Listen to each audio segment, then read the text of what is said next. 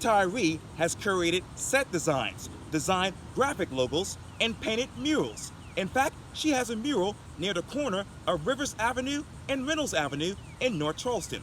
Today, I talk one on one with the Martin artist for this edition of Quintin's Close Ups. And if you haven't already, subscribe to my YouTube channel and like Quintin's Close Ups on Facebook.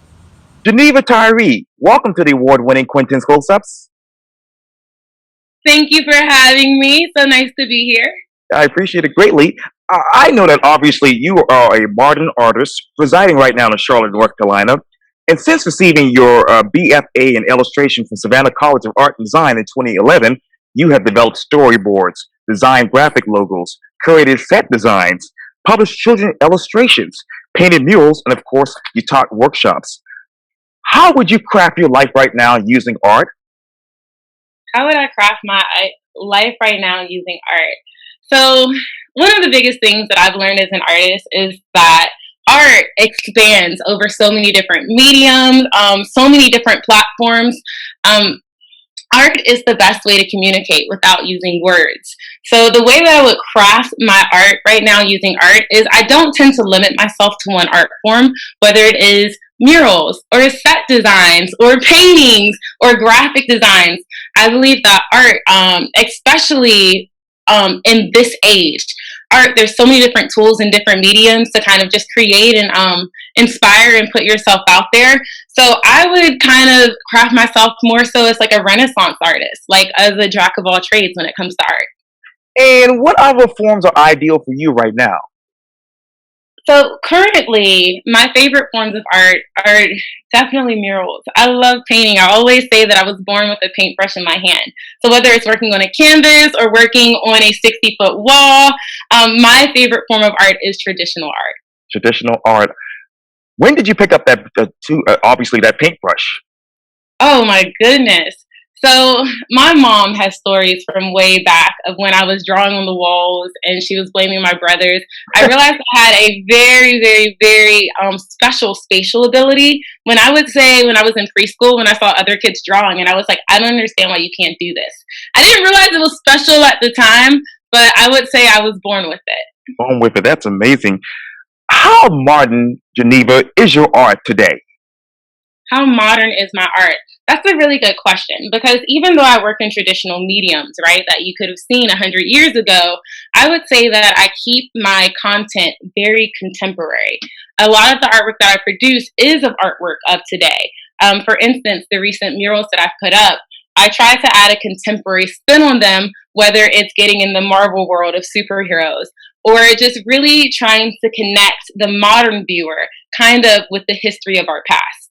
Yes, indeed. And I'm going to get back to that in just a second. But on your website, you said this: current highlights of your career include developing murals featured in Columbia and Florence, South Carolina, as well as directing a team of dynamic artists to create and curate art related to social injustice in 2020. What city showcases your work the best? I would definitely say South Carolina has showed me so much love. In specific cities, I love Columbia. I love Columbia. It's like Columbia for me, even though I worked on the mural project for about a week, 2 weeks while I was there, like they just kind of sucked me in and like brought me home. The Charleston mural, it spanned over quite a lot of time. And see, Charleston is unfair because I just love Charleston in general, like the culture, the food, the people. So that's a tough one. I would say between Columbia and Charleston for sure. For sure. And hopefully you'll get one of your murals up there in downtown on Main Street. You know it. Which current painting is really your portal today? Which current painting is currently my portal? I'm actually working on a painting right now. Do you mind if I go grab it? Sure. Okay, sorry, I'll be right back.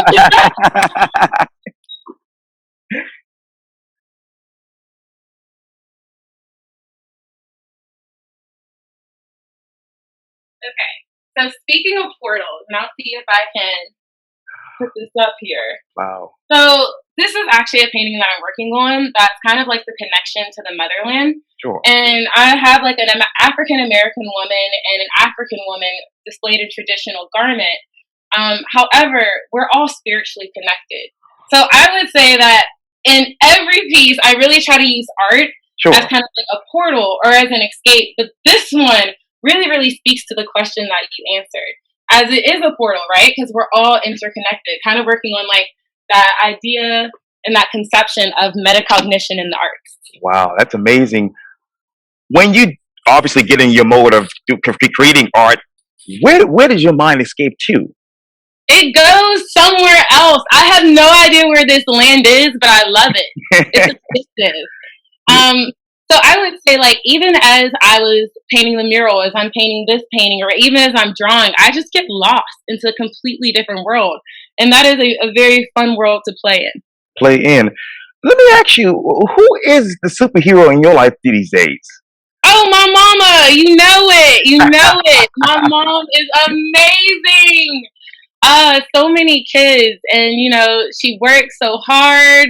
She was literally superwoman. She's the reason why I can paint a portrait, cook in the kitchen, hold a drill. I do everything because of my mama. That is really amazing. And obviously, speaking of kids and obviously art, let me take you to North Charleston. Obviously, you have a mural there on the side of Rebel Time Ministry Church building at 3320 Rivers Avenue, which obviously is up on my running route, so I see it almost every weekend. Yes, ma'am. And obviously, according to the Postal Courier, it's a colorful piece that highlights 6 African American female civil rights leaders from the Charleston area, one whom I actually interviewed twice for Quintin's close-ups. And it's adorned with caps. The women are shown flying and displaying superhero-like powers. You said this to Ricky Dennis over at the Postal Courier, quote, "They're real-life superheroes, so I turned it into superwomen." Yes. How have you turned it into a superwoman? How have I turned into a superwoman? Man, I strive every day to be the best superwoman that I can be. And that doesn't generally require sleeping in late, but definitely staying up long nights and working. Yes. One of the things that I love to do is I just love to be in front of children and really talk and mentor the kids, especially where I'm from.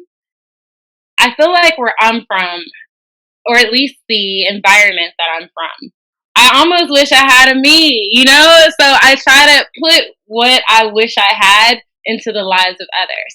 So I would say that the way, or at least my superpower, is inspiring sparks in the young, and also, our elders as well. I think everybody can use some inspiration. Absolutely. And besides your mother, who else inspires you these days? Oh my goodness, so many. So one of the things that I used to do is I really tried to not look at art at all. I really tried to draw my own inspirations for myself. I was really, really big on trying not to copy people or even really take what they have. But what I learned as an adult is that you see inspiration every day and you should be inspired by it. And if you see something that you can feel passionate about, try it again, and just always try to make it better. So with that being said, people that inspire me today, I have such a close-knit group of friends. And my friends are just such superheroes. Like, I look at them and I'm just like in awe. Like, oh my goodness, like, you are amazing. So I think it's really cool to be inspired by your own circle, as well as people that you possibly never met.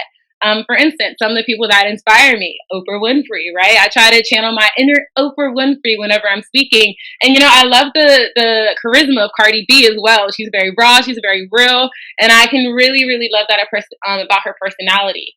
Current artist, man, I have to give a huge shout out to Whitney Austin. She is doing her thing. She is unapologetically her. Definitely an inspiration. Inspiration. That is so amazing. And speaking of which, when you talk about the superheroes, let me go back to that Postal Courier article, because the painting includes plaques that contain information on each figure. The mural also includes illustrations of famous local symbols such as Charleston's Rainbow Road right down the street here, and the 1966 Volkswagen microbus used by Esau and obviously Janie Jenkins. When you look back to that, when you began that mural to right now, what is the biggest difference about the mural? What is the biggest difference between when you started to where it is right now, obviously with the mural being up there? Where it started to where it is. Do you mean like in the community or in the artwork? When you started that mural, obviously the beginning, what's the biggest difference between when you started then to right now? When you look at that now, what do you see? Oh, okay, got it. So when I first started the mural, I just saw, a blank canvas, a huge project, like just a really big surface to inspire a lot of people.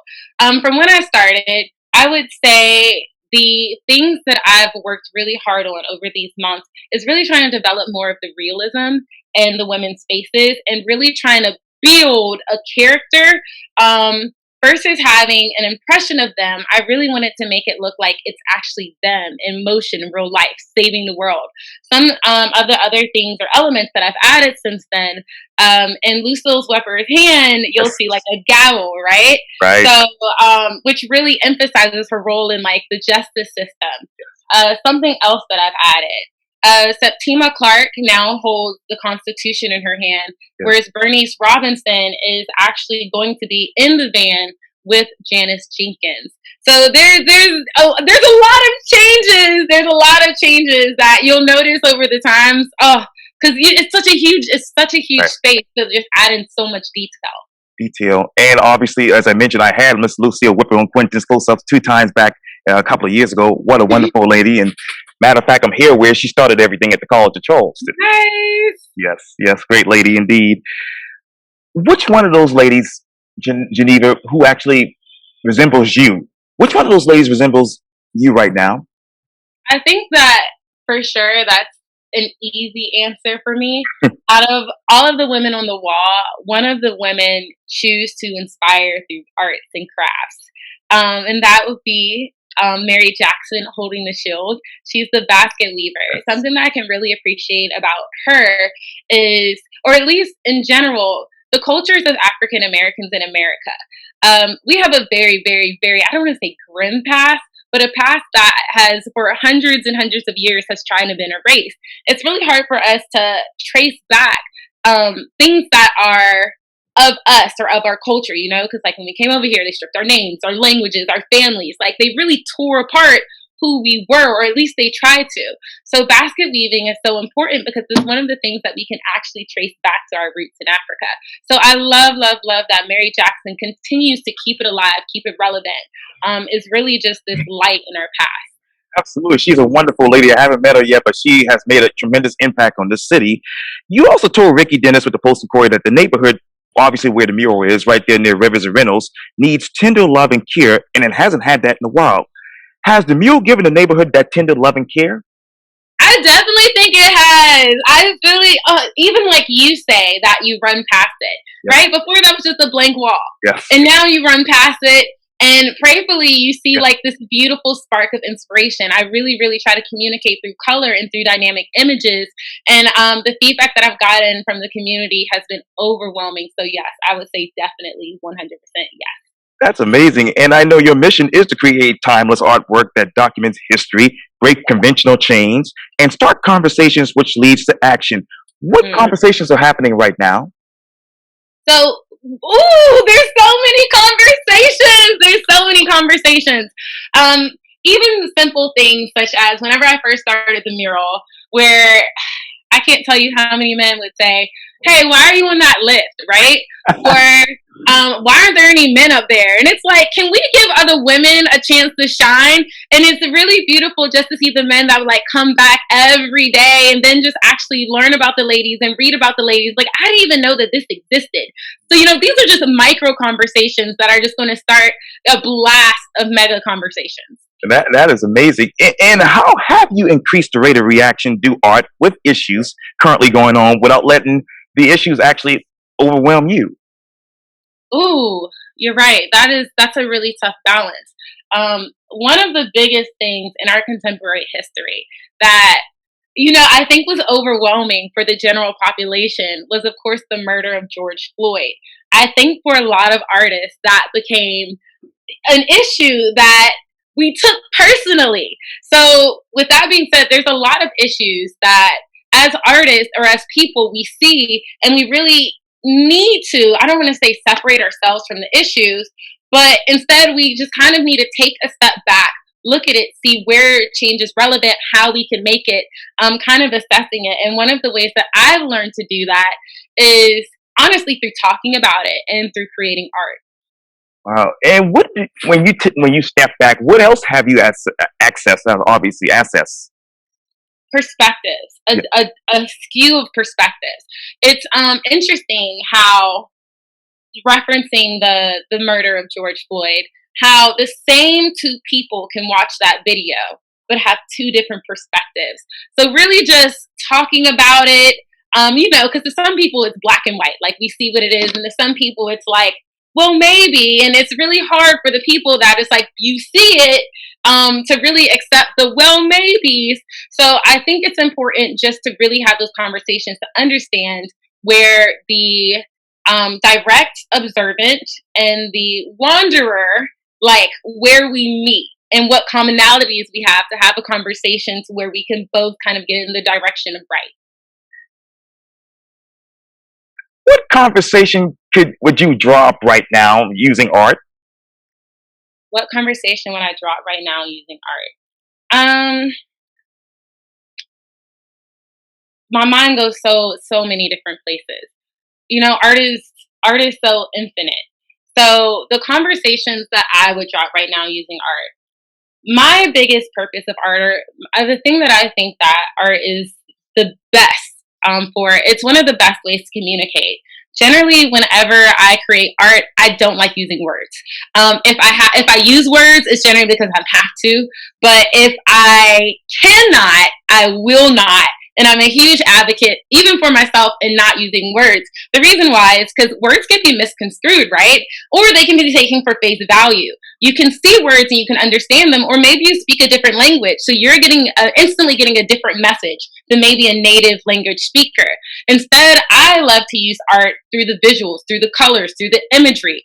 Art is one of the best ways that we, as a species, has documented history. So I continue to try to use imageries, colors, symbolism, lines, values, movement, all of this to really speak to your mind.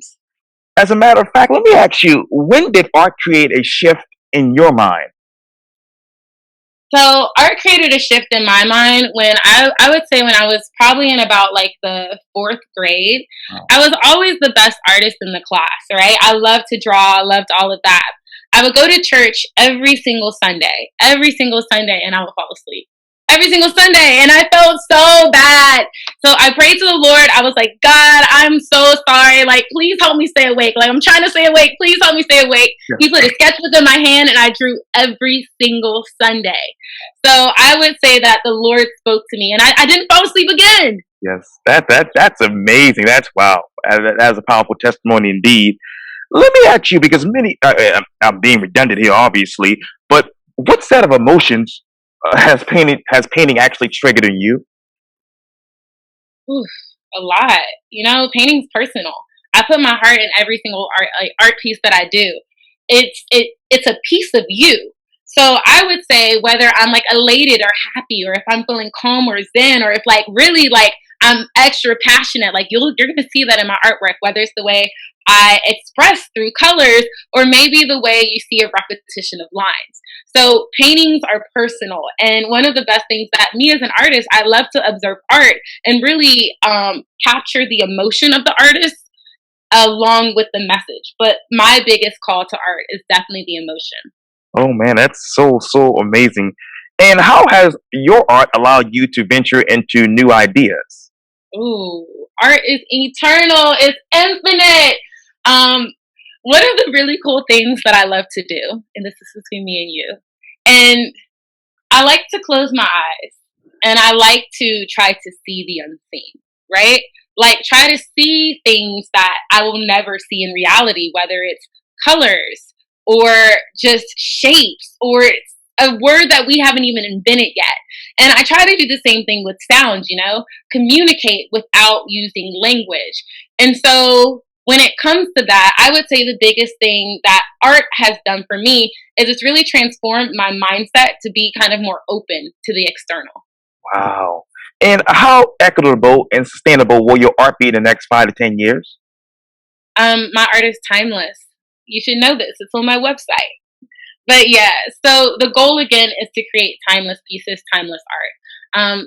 A huge reference, the Mural in Charleston. Right. If you walk past that 100 years from now, you get exactly what it is. You know what it is. You know what's it about. You understand the message, right? It's communicating effectively. What is your message?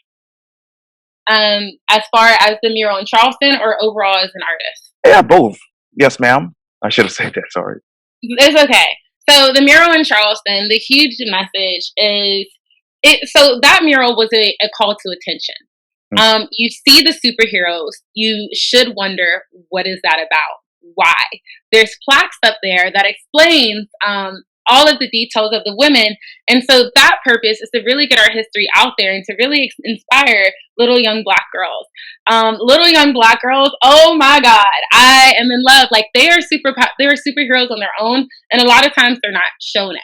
They're told what they cannot do versus what they can do. So that mural is to uplift and empower women, especially women of color. But it should overall inspire everybody, Black, white, Asian, male, female. I want you to look at that mural and just really understand the impact that these 7 women have had in the Charleston area, especially given the history of Charleston. When it comes to my message as an artist overall, my message again is just to create change. I have different viewpoints. I will say that my viewpoint today may be vastly different than it was 10 years ago. 10 years from now, it may be vastly different than it is now. I believe that we are all capable of learning, and we're all capable of learning new perspectives. I am not always right. My views are not always right. I can see things. I can assess right from wrong. I believe that we are all innately born with moral values. So my goal as an artist is to really push that moral agenda.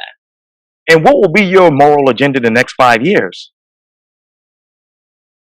I want to create change. One of the biggest things that I believe that we can affect, especially being where I'm from in America, not necessarily working on, even though global issues are definitely important, it really hits home being in America and our prison systems, right? Our prison systems are a form of modern day slavery. They have not had reform in, I can't say how long. The fact that the disproportionate arrest rate of Black men compared to other races is absolutely ridiculous. And the fact that a Black male will serve longer time than a white male. And certain things like that, it's like we see it, it's black and white, we know it's right here, why hasn't it changed? I believe that taking the male out of the family structure, or even just imprisoning somebody for 1 day or 1 second too long, is an injustice. So these are some of the changes and reforms that I would like to see. I would like to see a better reflection of African Americans in America, not so much as being seen as equal, but as being seen as powerful. Janeva Tyree, thank you so much for your time. And again, welcome to the award-winning Quintin's Close-Ups. Well, thank you so much for having me. I had a blast talking to you this morning. Likewise.